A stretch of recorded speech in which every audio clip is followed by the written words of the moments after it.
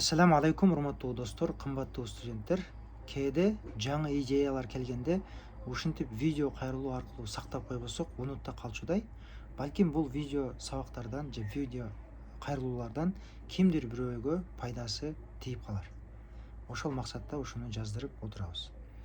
Негизи эле көптөн бери ушул студенттерге, деги эле илим алуучуларга, алардын катарына өзүм да кирем,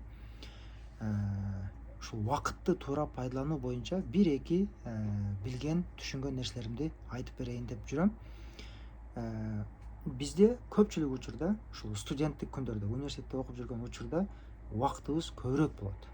Мисалы үчүн эртең мененки саат 8ден кечки түшкү саат 3-4кө чейин окуубуз болсо деле, бизде күн сайын 3-4 саат же 5 саат бош убактыбыз болот сөзсүз түрдө.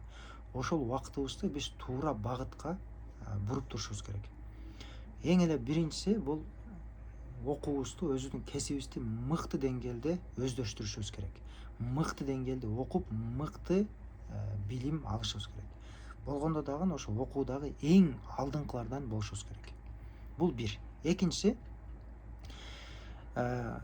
окуу менен эле чектелип калбастан, кошумча билим алып турушубуз керек.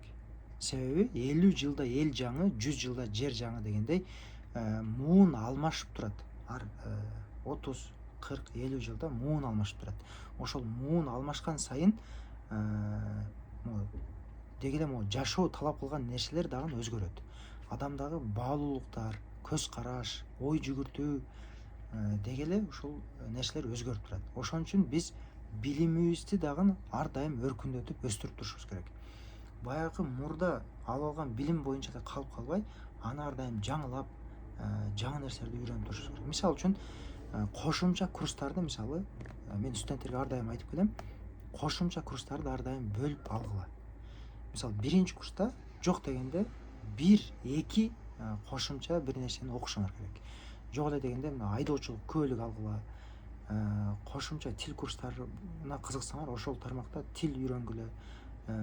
Негизи эле кыздар айрыкча кулинардык курс, СММ дагы ушул сыяктуу кошумча курстарды алыш керек. Айрыкча эркек балдар автоэлектрик, автомеханик, сантехник, сварка, электромонтаж деги эле ушул сыяктуу кошумча курстарды алып, өзүбүздү өзүбүз өнүктүрүп турбасак, анда биз жашоо талап кылган нерселерге жетпей калабыз. Эртеңки күнү мен азыр башыма түшүп ошол нерселерди билип отурам. Эртеңки күнү ушул нерселерге бизде көп муктаждык болуп калышы мүмкүн. Ошондо кээде биз ойлойбуз да, мен ушул дипломду эле алып алсам, ушул диплом менен гана иштеп кетем деп ойлошот да көптөрчү. Жок.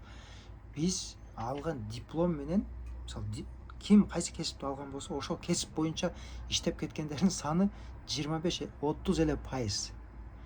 Көпчүлүк 60-70% өз кесибинен башка тармактарда жүрүшөт.